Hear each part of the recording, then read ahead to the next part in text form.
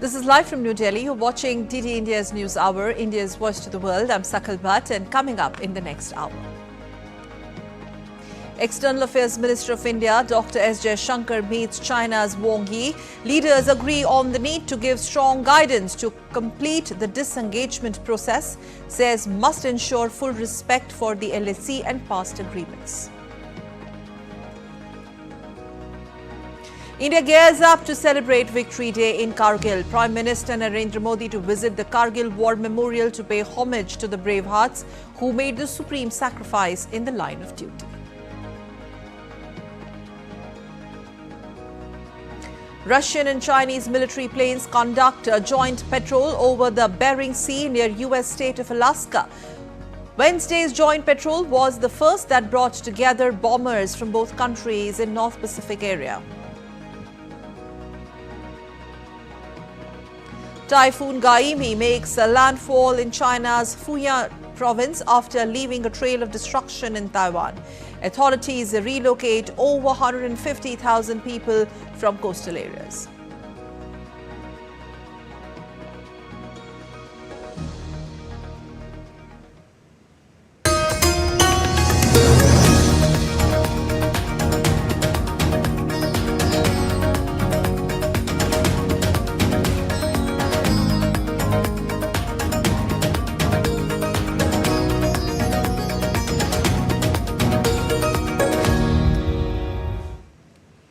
India's External Affairs Minister Dr. S. Jaishankar on Thursday met his counterparts from the Philippines and other regions on the margins of the ASEAN meet and discussed strengthening bilateral collaboration and priorities in the Indo-Pacific.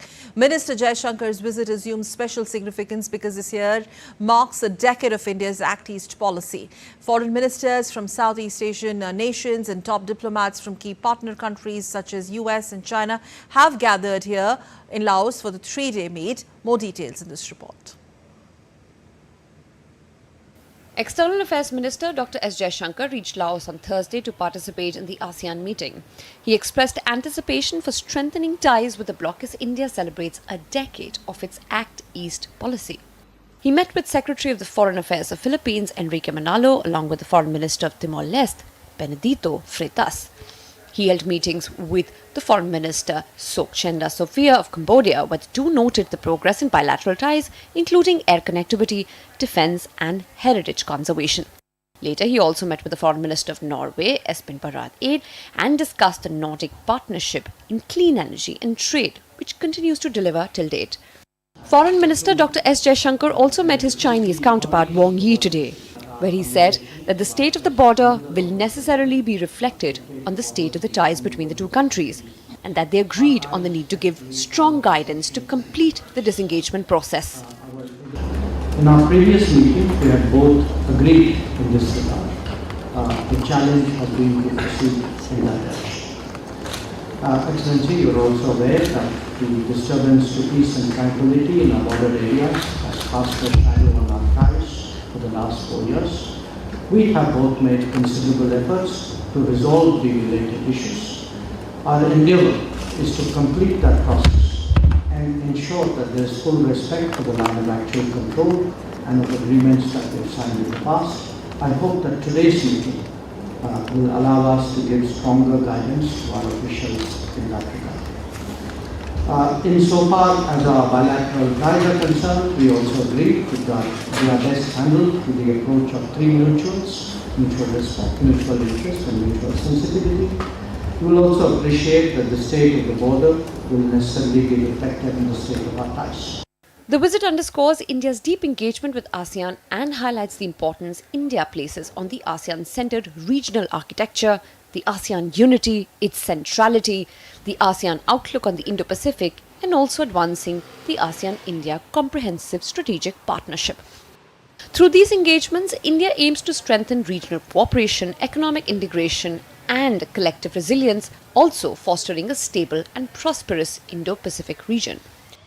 Following the real-time payments linkage system announced between India and Singapore, India is also working with Malaysia and other ASEAN countries to operationalize it for more countries in the region. Foreign ministers from Southeast Asian nations and top diplomats from other partner countries, including the United States and China, have also gathered for the three-day meet. US Secretary of State Anthony Blinken and Chinese Foreign Minister Wang Yi are among the attendees. The discussions are expected to focus on the civil war in Myanmar, tensions in the South China Sea, and other regional issues. For the ASEAN nations, Indonesia, Thailand, Singapore, Philippines, Vietnam, Malaysia, Myanmar, Cambodia, Brunei, and Laos, addressing the violence in Myanmar is a top priority as the bloc strives to implement its 5-point consensus peace plan. Bureau Report, DD India. In other news, UK Foreign Secretary David Lammy visited India on Wednesday. Speaking on this, India's Ministry of External Affairs spokesperson said that the meeting happened a month of his swearing in. He said that both sides recognized a positive movement on FTA negotiations and hope for mutually beneficial outcomes. We had the visit yesterday, the official visit of UK Foreign Secretary. This has happened within 1 month of the swearing of the new government in UK, and it speaks of the kind of commitment that is there on both sides and on the UK side as well on strengthening this partnership.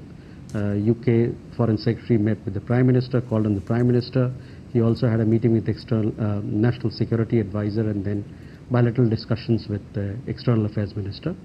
Both sides recognize that positive movement have happened on the FTA negotiations, and hopefully both sides will take this forward.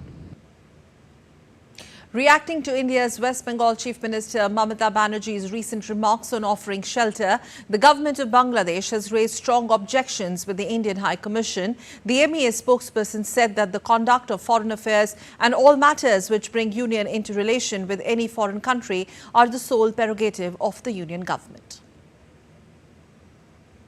I can confirm that we have received a diplomatic note, a communication from the Bangladeshi side protesting the comments made by Chief Minister of West Bengal. It is essentially on the lines that you would have seen in the reports that have come out today. Again, I would like to underline that under the 7th Schedule, List 1, Union List, Item 10 of our Constitution, the conduct of foreign affairs and all matters which bring the Union into relation with any foreign country are the sole prerogative of the Union government. India's Prime Minister Narendra Modi will visit the Kargil War Memorial on the occasion of the 25th Kargil Vijay Divas on 26th of July. The Prime Minister will pay homage to the brave hearts who made the supreme sacrifice in the line of duty on Friday. Prime Minister Modi will also carry out the first blast of the Shinkun La Tunnel project virtually. The Shinkun La Tunnel project consists of 4.1 kilometer long twin tube tunnel, which will be constructed at an altitude of around 15,800 feet on the Nimu Padum Darcha road to provide all-weather connectivity to Leh. Once completed, it will be the highest tunnel in the world. Shinkun La Tunnel will also not only ensure swift and efficient movement of our armed forces and equipment, but also foster economic and social development in the Ladakh region.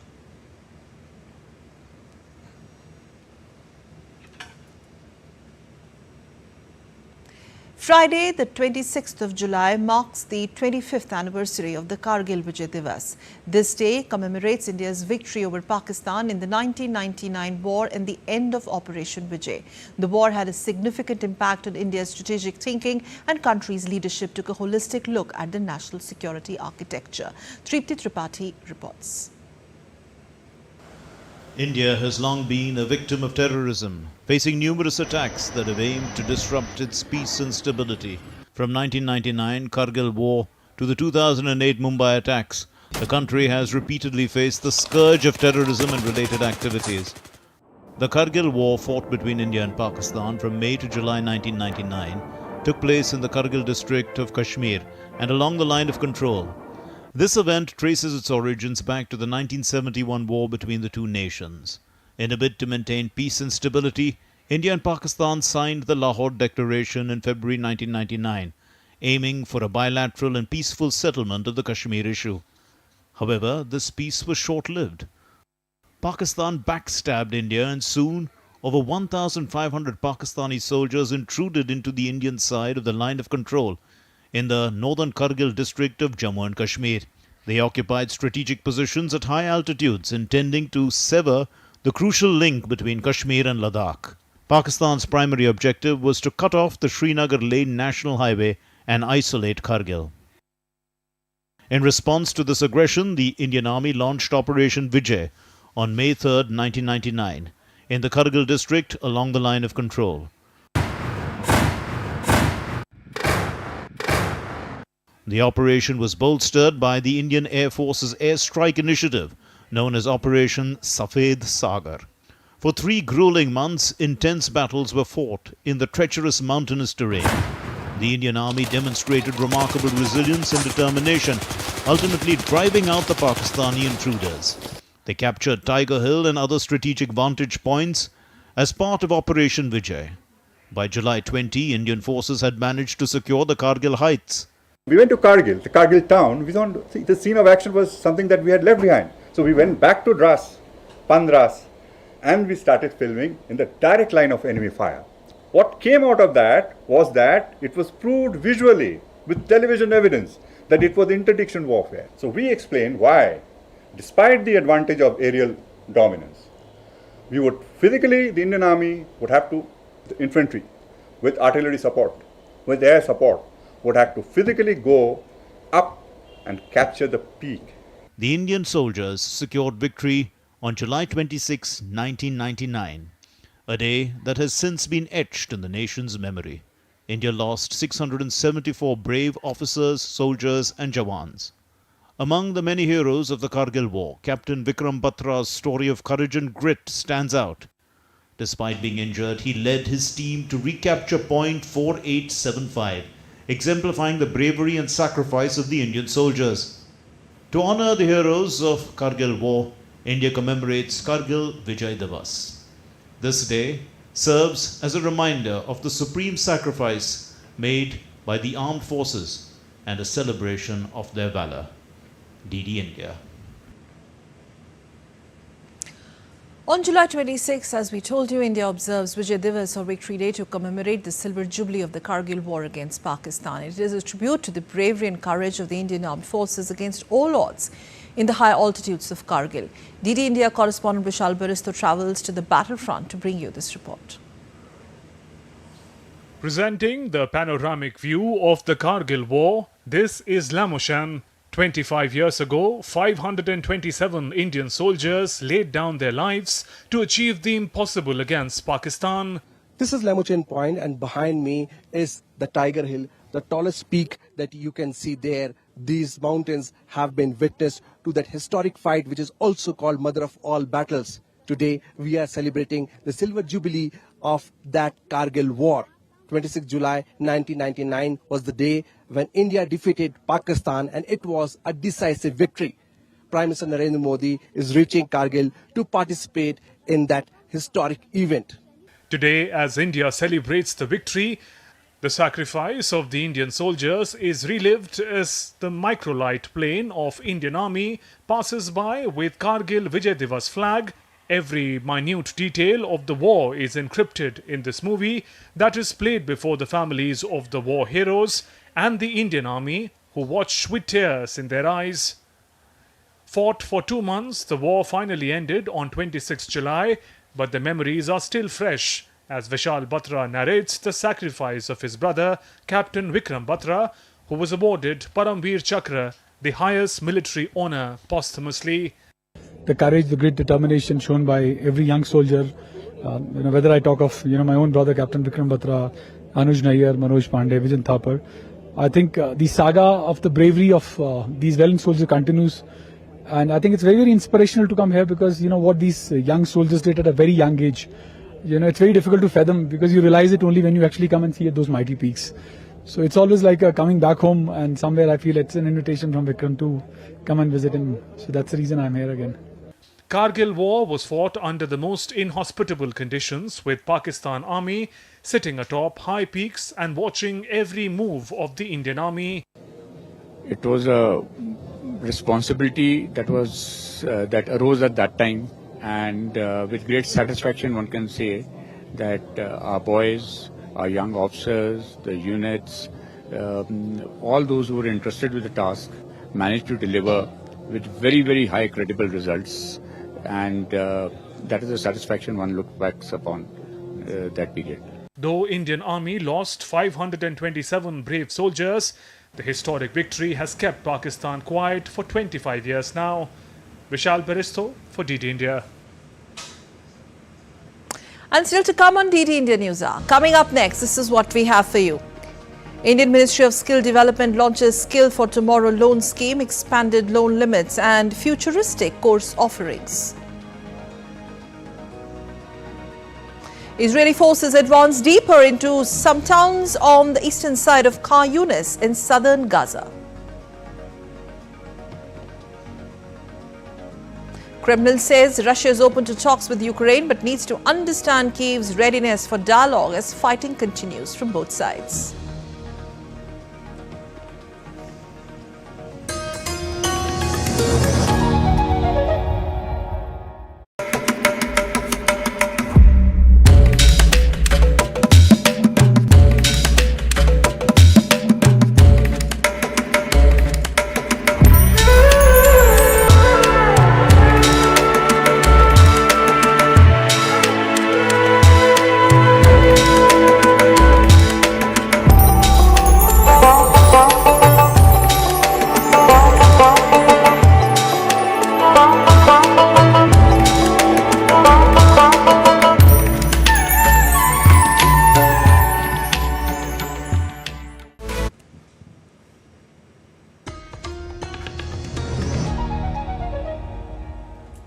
You're watching DD India News Hour. I'm Sakal Bhatt. The debate on the Union Budget 2024-25 presented by Finance Minister Nirmala Sitharaman 2 days ago is underway in both Houses of Parliament. Meanwhile, global credit rating agencies have given a big thumbs up to India's fiscal consolidation plan in the Union Budget. Here's a detailed report. The discussion on the Union Budget 2024-25 continued on day 4 of the Parliament session in both the Houses, Lok Sabha and Rajya Sabha on Thursday. Parliamentary Affairs Minister Kiran Rijiju hit out at the opposition leaders, accusing them of insulting the mandate of the country. India's budget is not limited to Parliament. FICCI, or Federation of Indian Chambers of Commerce and Industry, organised an interactive session on the Union Budget in New Delhi, where India's Revenue Secretary Sanjay Malhotra highlighted the government's efforts to simplify the direct tax laws and rationalize customs duty slabs. The whole theme of this budget, policy, this statement, insofar as the revenue side is concerned, I think, revolves around 2 or 3 things. One is the taxpayers. How do we simplify taxation for the taxpayers, both on the law side as well as on the implementation side? How do we make it easy for you? That is the whole exercise of the budget, and similarly also, going forward. India's budget is being praised worldwide. Global credit rating agencies have also given thumbs up to India's fiscal consolidation plan in the Union Budget. In a statement, Moody's rating says policy continuity is reflected in the government's capital spending on infrastructure, which remains around 23% of total expenditure. Although this is below the 24% spending on interest payments, overall the budget is credit positive as it is expected to keep fiscal deficits at around 4.9% of the GDP, lower than 5.1% of GDP announced in the interim budget. This places the government's goal of achieving 4.5% of GDP deficit by fiscal 2025-26 within reach.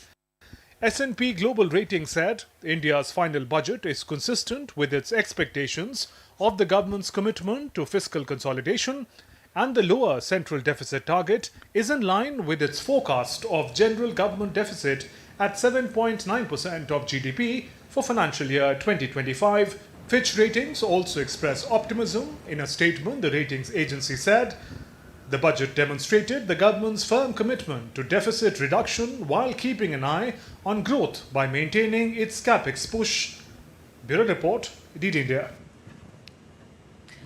And as per the announcement of the Indian Finance Minister Nirmala Sitharaman in the Union Budget, 25,000 youth would be provided loan up to rupees 7.5 lakhs as part of the Prime Minister's package. So, Indian Ministry of Skill Development on Thursday launched this new loan scheme, which has increased the loan limit and also included courses in several futuristic and in-demand businesses such as artificial intelligence, gaming, cloud application, graphic designing, etc.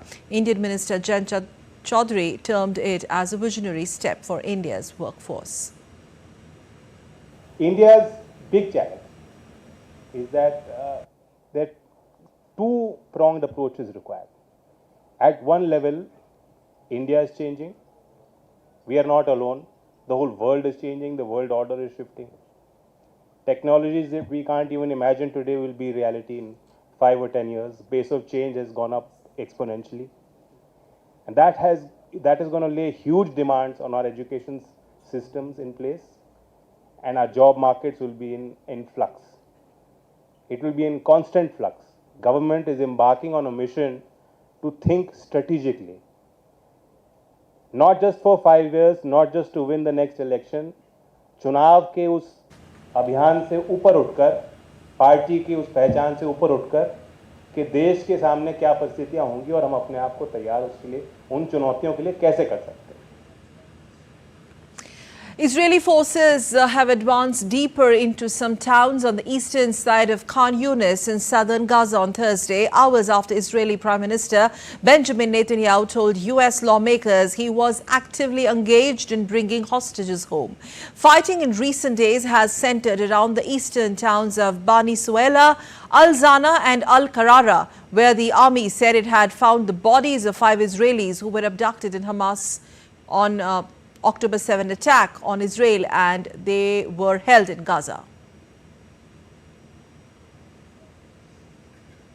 Shifting focus to U.S., where U.S. Vice President Kamala Harris on Thursday has condemned what she called despicable acts by unpatriotic protesters, quote unquote, outside Union Station in Washington, D.C.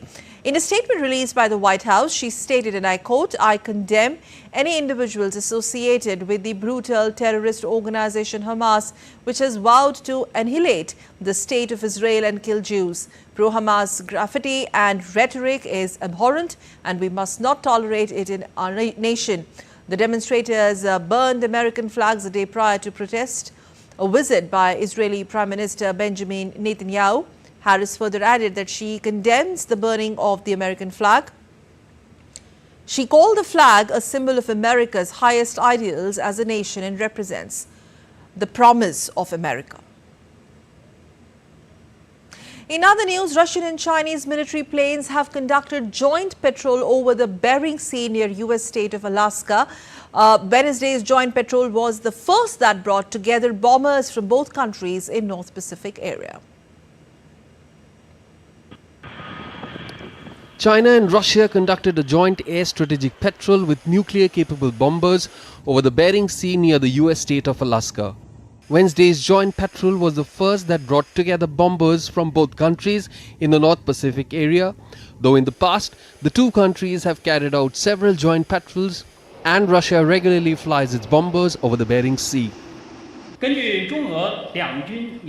This is the 18th air battle organized by the two militaries since 2019, which is likely to further test and enhance the level of cooperation between the two air forces and deepen strategic mutual trust and practical cooperation between the two countries.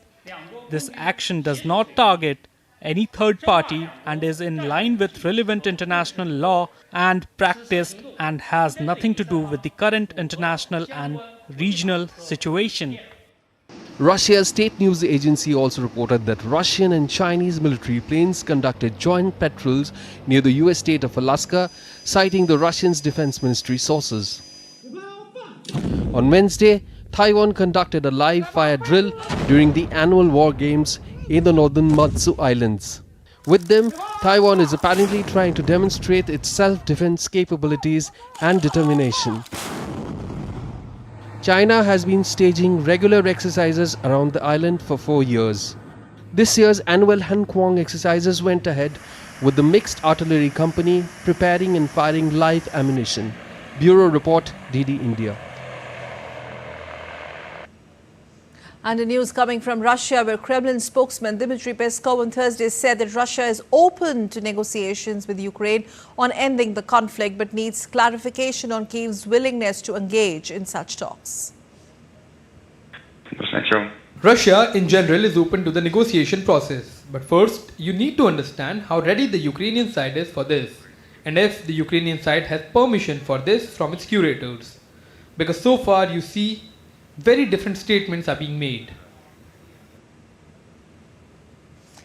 Anti-government protests continue to flare up in Kenya as police fired weapons, launched tear gas into streets and arrested protesters in Nairobi on Thursday.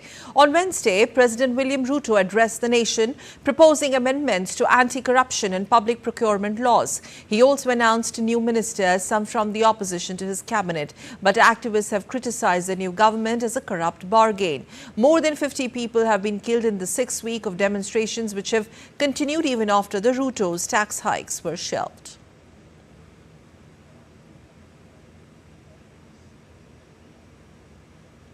"36 Sri Lankan students have been selected to study Hindi in India, availing scholarship from Government of India. The scholarship provided by India includes academic fees and local hospitality for the 9-month course, starting from August at the Kendriya Hindi Sansthan at Agra. High Commissioner of India to Sri Lanka, Santosh Jha, interacted with the students before their departure to India. Let's now take a look at other stories making news around the world. The National Election Commission said a gazette notification will be issued on Friday, which would include the date of the presidential election. Earlier this year, the Elections Commission has issued a statement that elections will be held between September 17th and October 16th.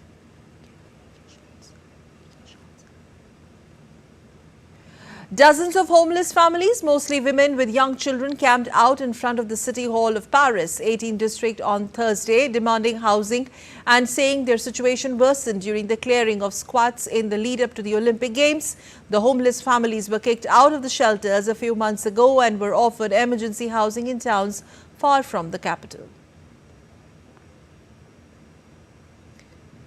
Dozens of young African migrants wearing swimming goggles nervously took their first strokes in needy waters on Tenerife Beach. Spanish volunteers led the session, helping those who had endured perilous crossings to the Canary Islands from countries like Senegal and Mauritania.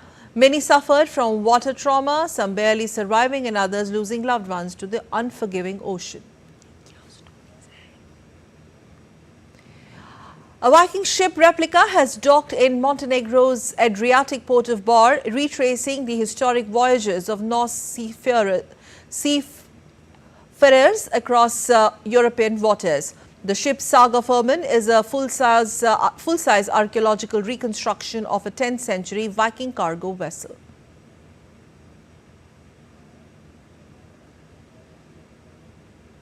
And a black bear was captured snatching a bird feeder and running away with the attached camera in New Gloucester, Maine.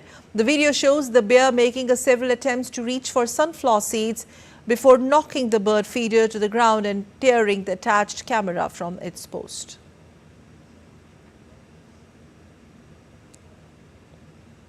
And still to come on DD India News coming up next. Friday, the 26th of July marks the 25th anniversary of the Kargil Vijay Divas. We will discuss the significant impact of the Kargil War it had on India's strategic thinking and national security architecture, as we also salute the Kargil War heroes. Special Kargil War heroes and special guests joining us on the broadcast. Indian Army contingent departed for Mongolia for the multinational military exercise Conquest.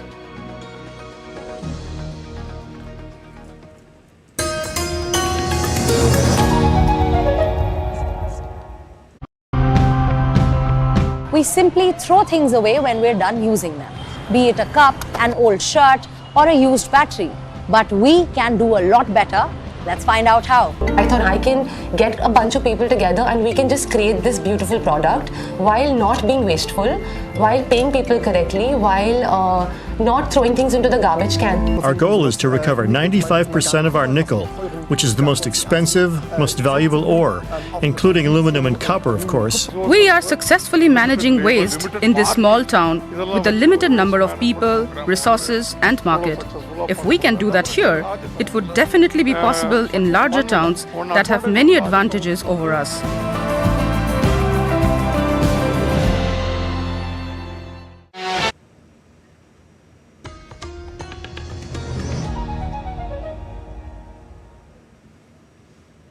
You're watching DT India News Hour. I'm Sakal Bhatt, and now let's move on to our lead story. The country prepares to celebrate a milestone anniversary of the 1999 Kargil War with Pakistan on July 26th, and nation at the same time salutes the supreme sacrifice of the Kargil heroes who martyred in the line of duty 25 years ago.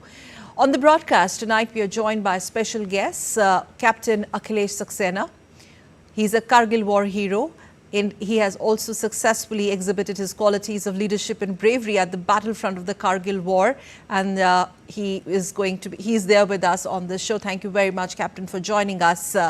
We will talk to you about those, the way you led those 3 attacks, including Tololing Peak. Let's quickly kind of retrace and go back and relive those moments. And also, I'm taking this opportunity. Rather, I'm very glad to welcome Lieutenant General Rameshwar Yadav ji. Mr. Yadav, General Yadav had been Director General of the Infantry in Indian Army, and he has also been closely associated with the force structuring and modernization of the Indian Army post-Kargil War and his association during the wartime as well. Thank you very much, both of you. Lieutenant General Rameshwar Yadav, I would like to start with you, sir.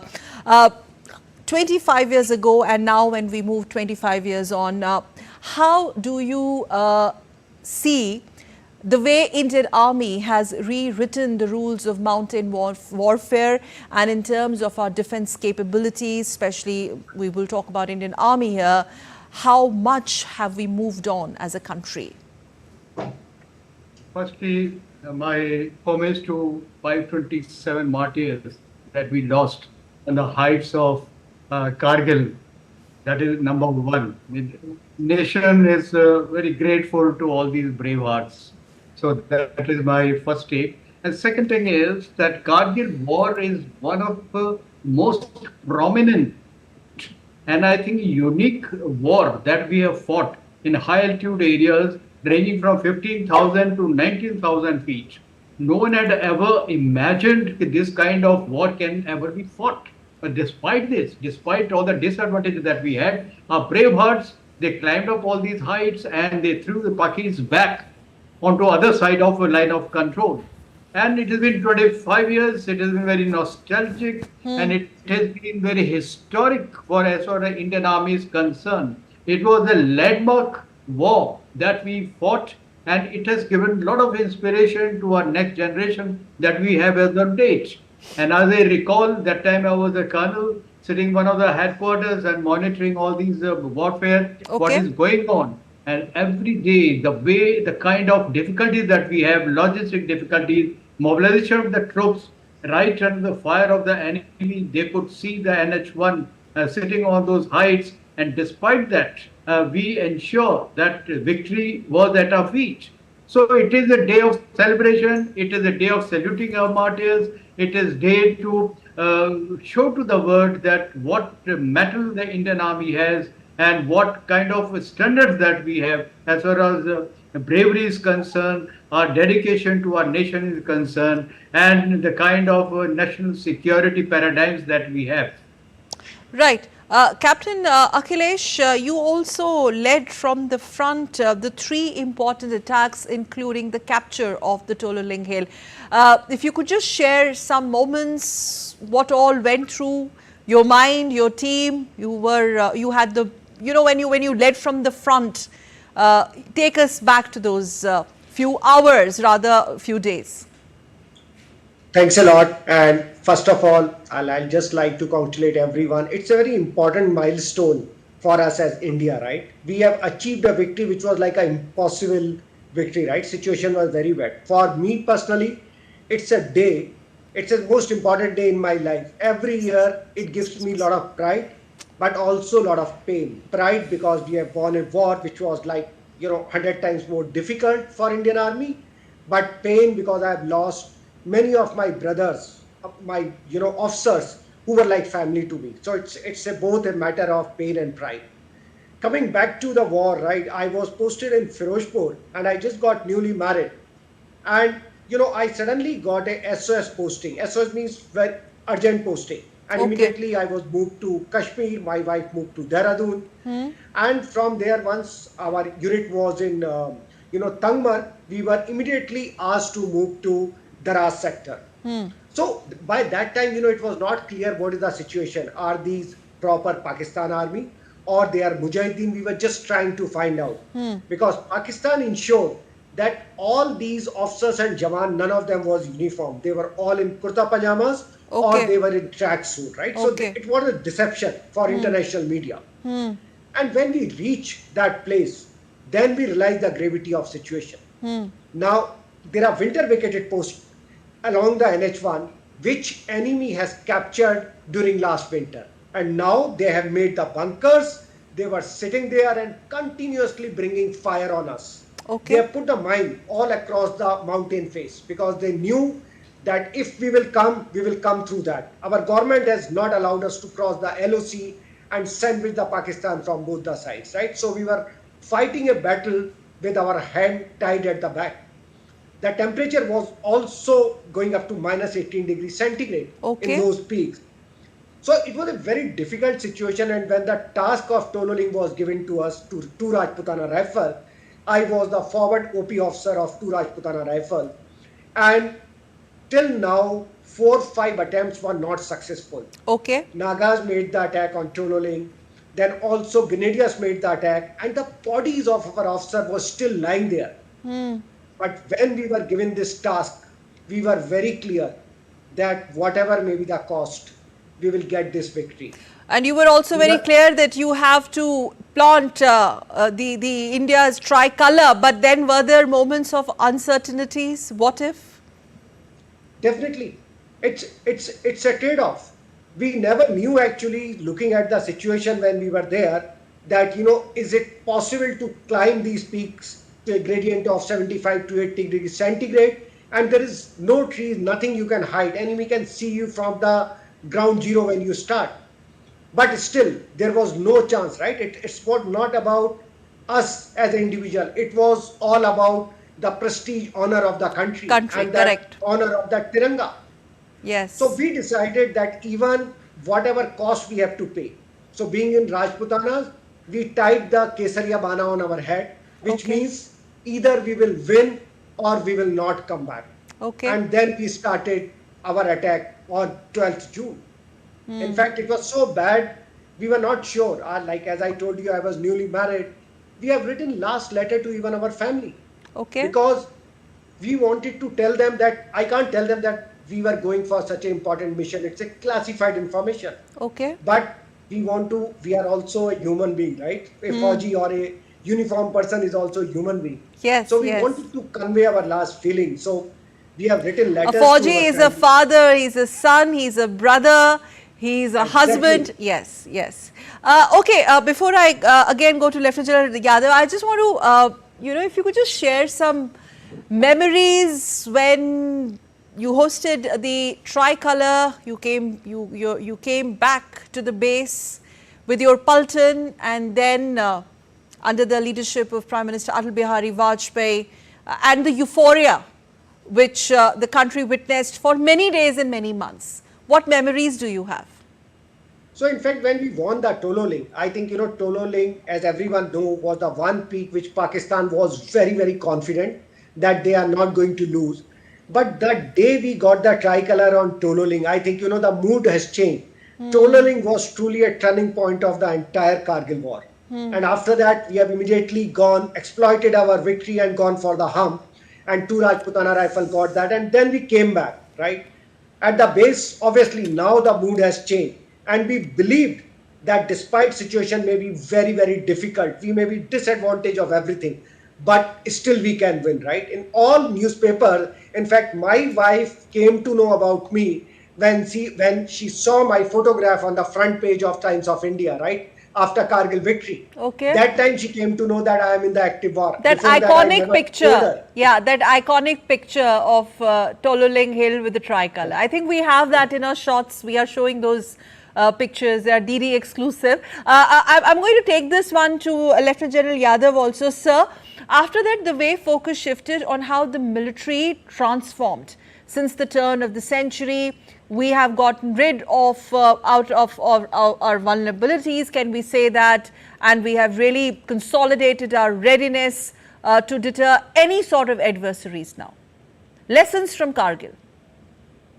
So, before I come to your main question, means what Captain Akhilesh has narrated is very nostalgic for me also. Sure, sir. Please share your memories. I'm from Rajputana Rifles, and it is the second Rajrif which captured Tololing, and it was after capture of Tololing, entire complexion of this Kargil war changed, and thereafter Pakistanis they were on the retreat.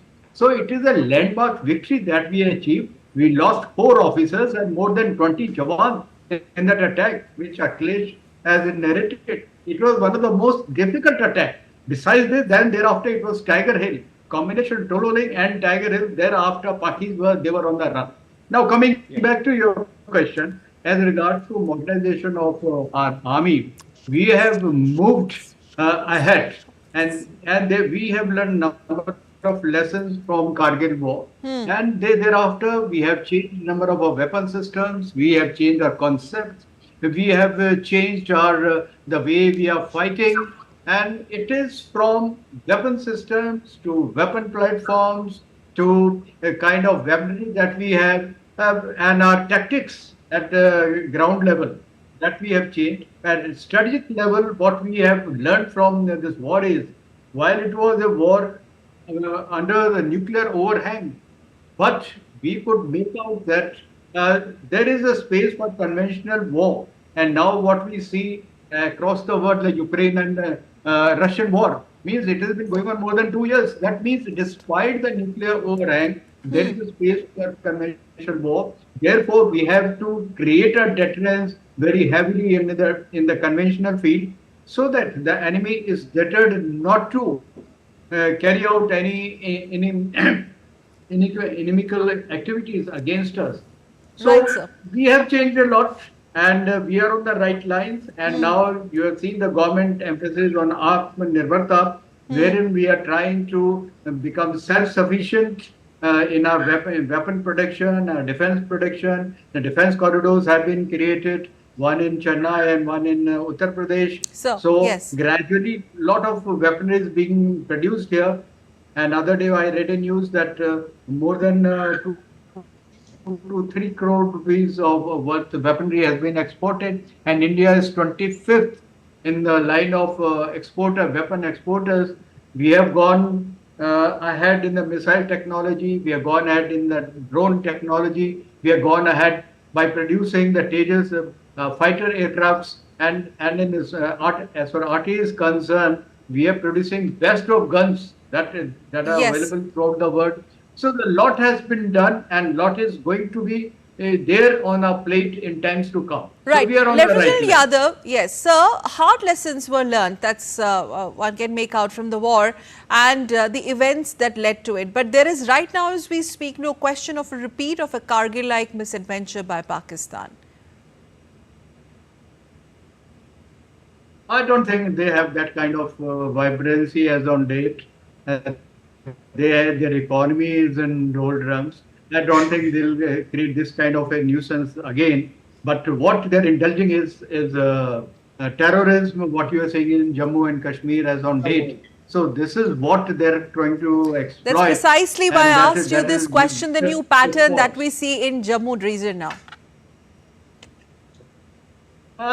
You say it is not the first time it is happening. It has happened 2009, it had happened 2005.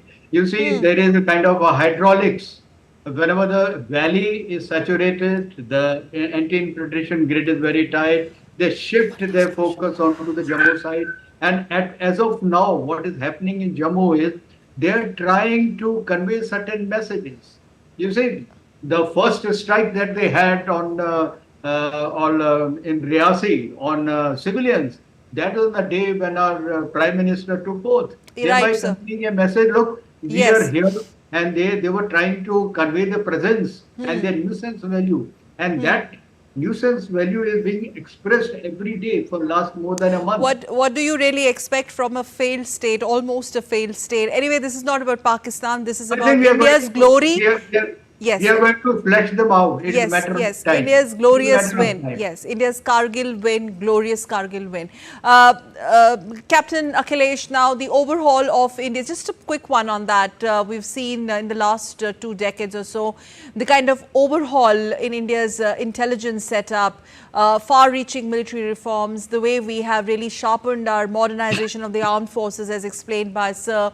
And you agree that we have, vastly improved our border management. I mean, there has been a big, not even jump, a big leap. Yeah, but in my view, if you really see in a war, and I think Sir will agree with me, it's always the man behind the machine which is more important, right? In Kargil also, we were taken in a very difficult situation, but then it was the bravery of the junior leadership who turned the table, right? Despite Pakistan having the favorable situation. And now, if you really see, our main competitors is not actually Pakistan, it's about China, right? And China is still ahead of us in terms of weapon system, in terms of information system. So that's we still have to do a lot of catching up. I think that time has gone that we used to compare ourselves with Pakistan in terms of technology and in terms of firepower. Right. And used to be very happy. I Yes, think we yes. need to be much more formidable. We need to be ensured That we are able to give the reply to China. Undoubtedly, that we are. I'm going to take just 20 seconds final wrap-up comments from both of you. Sir, from you first, 25 years on, how do you look back and how would you describe the memories and what Kargil War for India, how would you define that? It was a very defining war. That is number one. We have gone ahead of that. And what Captain Akhilesh said, our main problem is with the China. And we are waiting for a day when we give them befitting reply. And we are capable of doing that. Yes. And Captain Akhilesh? Yeah. So I think 25 years back, what Pakistani did, we have replied back, and that has got the confidence. And I think, it's a case study with many armies in the world that how India was able to win this war. But it's not about, I'm talking more about the citizens of the country. Yes, we sir. just celebrate 15th August, 26th, and maybe sometime Kargil Vijay Divas, and we feel by just putting a flag, we have done our duty. But I think there are brave hearts, there are soldiers who lost their life and who have given there are disabled war veterans who are still fighting with their life each and every day. Are we little conscious about them? Are we doing what we are supposed to do as a society? So it's very sure that our freedom is not free. Somebody is still paying the price for this even today. Standing on the borders of Galwan and I just wanted to, request all my citizens that we should be the citizen worth fighting for. Our forces should be proud of us, and that will only happen if we will give the right respect and salute to the war veterans, to our soldiers, Right, and all sir. those in the sacrifice. That's the only message I want to. All right, and with that, we once again, salute the supreme sacrifice of all our Kargil War heroes, especially who martyred in the line of duty 25 years ago in Kargil War. Thank you very much, Lieutenant General Yadav and Captain Akhilesh Sharma. It was such a pleasure talking to both of you. Thank you and Jai Hind. Thank you and Jai Hind. Jai Hind. And now, coming up next, this is what we have for you. Paris Olympics. Final countdown begins on Friday on the Seine River.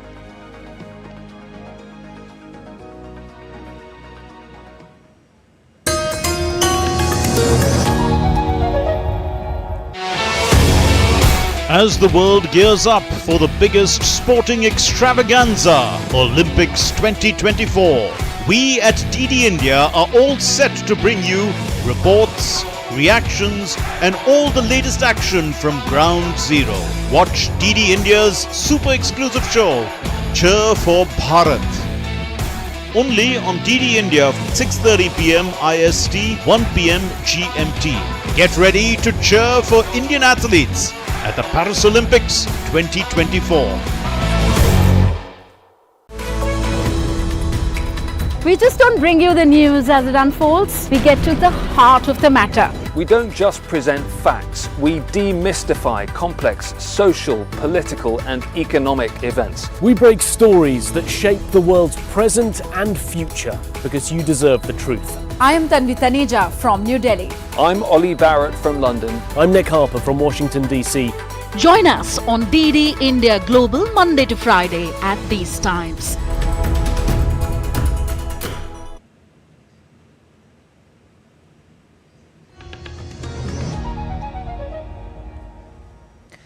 You're watching DD India News. I'm Sakal Bhatt. And let's move on and we get you some news from Paris Olympics. The Paris Olympics ceremony will be taking place on Friday on the banks of Seine River. Athletes will be paraded on boats equipped with cameras for an up-close view. Olympic medalist PV Sindhu will be the flag bearer or the torch bearer of the Indian contingent at the opening ceremony alongside ace table tennis pair Achanta Sharat Kamal. It will be the third time the French capital hosts the Olympic Games after 1900 and 1924. India has sent a formidable contingent of strong 117 athletes hoping to better its impressive medal haul of 7 from Tokyo 2020. Around 10,500 athletes will be participating in the Olympic Games. A total of 329 medal events will be held with 35 venues hosting the various events. And let's go to Narayan of DD India joining us live from Paris. So the final countdown has already kick-started for Olympics, Paris Olympics, which is pitched or pegged as the highest sporting spectacle on planet Earth. Narayan, but there are going to be many firsts in this edition of the Olympics.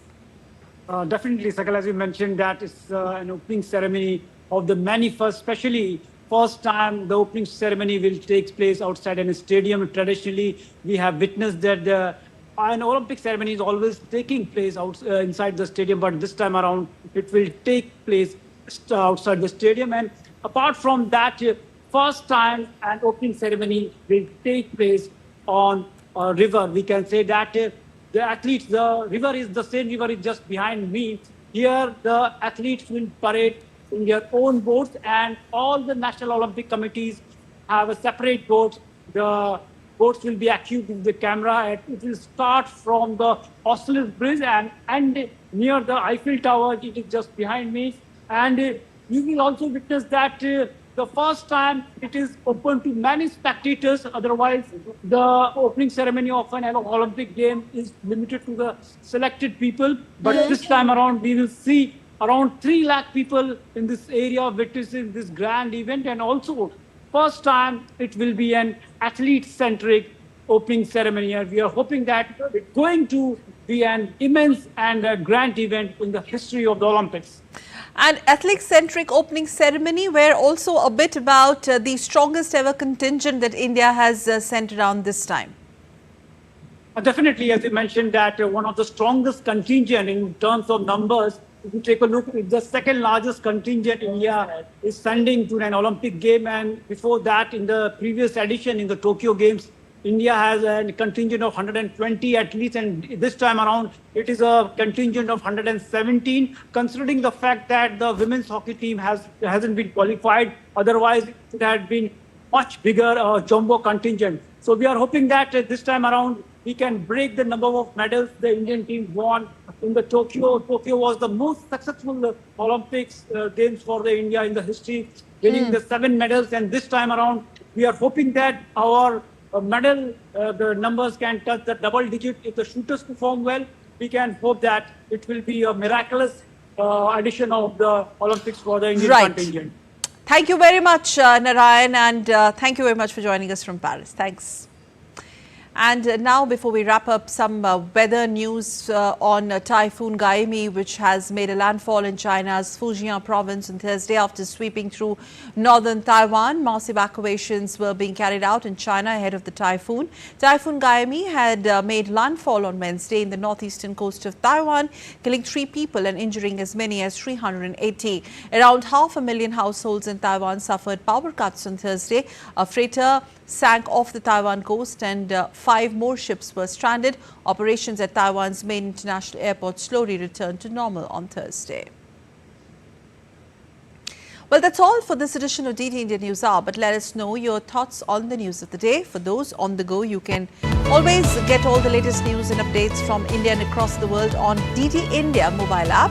The app is available on both Android and iOS platforms. Scan the QR code on the screen to download now. We'll be back with more news as it breaks here on DT India. I'm Sakal Bhatt from all of us here in Delhi. Thanks for watching DT India News Hour.